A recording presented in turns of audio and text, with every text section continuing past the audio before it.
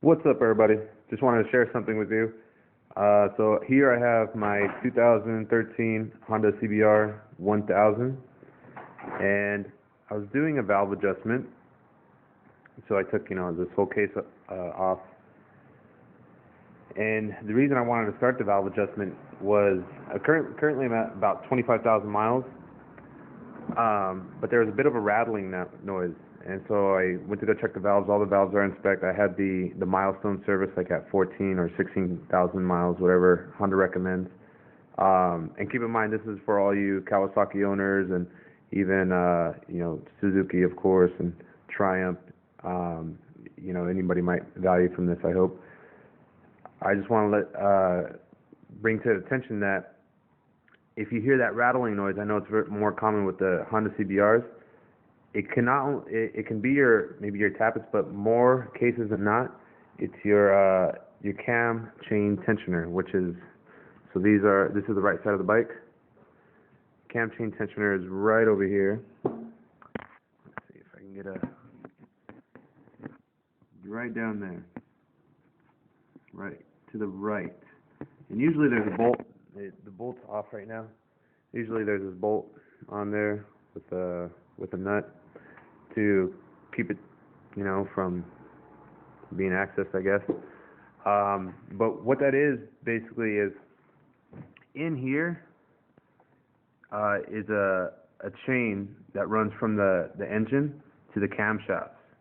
And those camshafts, of course, open and close your valves as needed. And there's a tensioner also in here, which is right back there is a tensioner, and that keeps tension on the chain. And these tensioners here on a lot of the Suzukis and Kawasaki's and even the Hondas as well are automatic, and sometimes they don't keep the tension as needed as specified. Here's a different picture. So this is the manual. That's the cam chain, and here's the tensioner. That automatic tensioner will ratchet out and push as that chain gets looser, but sometimes it won't ratchet. It'll get stuck.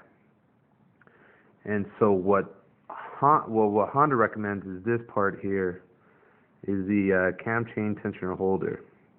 Not only is this pretty expensive, I think it's about maybe $60 for that, that stupid tool, but it's also very hard to find. So this is what I wanted to get to, was if you're having trouble adjusting your cam chain tensioner, I went to Home Depot. I try to make all the tools, because the problem with it is you can't, because the frame is so close to that tensioner, you can't reach it. So I had a lot of trouble. I tried making tools that were small enough to get in there, fit it. I saw a guy, he made a YouTube video on making a small screwdriver, but it's all very tough. So what I eventually found was this. It's $1 and change. I think it came out to $2.17 at Home Depot.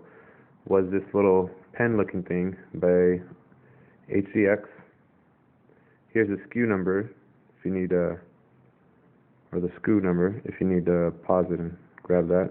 And what it is it's just, I'll show you here. You open it on one end, and it's just this little wrench or flathead screwdriver, basically what it is. And this is small enough to fit between that gap to reach the cam chain tensioner. I'll show you if I can. This is my bike for right now.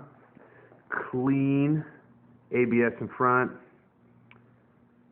anti-locking brakes in the back, nice comfy seat. Alright, let's see. So, try to get a close-up on here. There's a CCT, there's a cam chain tensioner there. So what you need to do, if you hear that rattling noise, you need to wind the tensioner up, and then as you wind it, the piston that pushes on the cam chain holder will come back, and you need to release it so it kind of readjusts itself. Now a lot of people go with the manual ones. I'd probably recommend that. I would definitely recommend that if if you're looking to make that change. I personally didn't do it just this time around because I'm just gonna maybe wait till later and see if this adjustment works. And keep in mind, if this video is posted on YouTube, it's intended to help you guys, so I'll only post it if it worked for me. So, because it's such a small gap.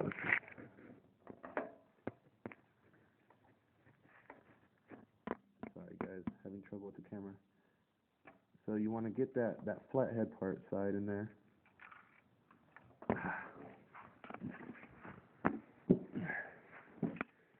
Need my assistant that I don't have. Alright, here we go. So get that flathead part side in there. Feel around for it until it scoots into the groove that's inside of there. And what you want to do, this is the very difficult part. I won't be able to demonstrate this, but just the fact that it fits, if you guys have been working on your bike and trying to fix that, is a blessing in itself. So what you'll have to do is you'll have to use all your muscles in your finger and maybe develop a little bit of a callus, because I think I did. I'm feeling it today. I did this yesterday. When it's in there, wind it up. So you'll turn it to your right, just like this, and that'll wind up that tensioner, and it's going to pull that pin back. And so once you wind it up as much as you can, I'd recommend doing it all the way. Release it, and then it's going to push that tensioner back to where it should be. And hopefully that'll fix your problem. And yeah, good luck with you guys. I hope that you found this helpful. Again, it was a rattling noise that I was experiencing around, not on startup, but maybe around 4,500 RPM up to maybe 6,000. So it wasn't always there. So if you're experiencing that rattling noise, check it out. Hope this was helpful, and best of luck to you guys.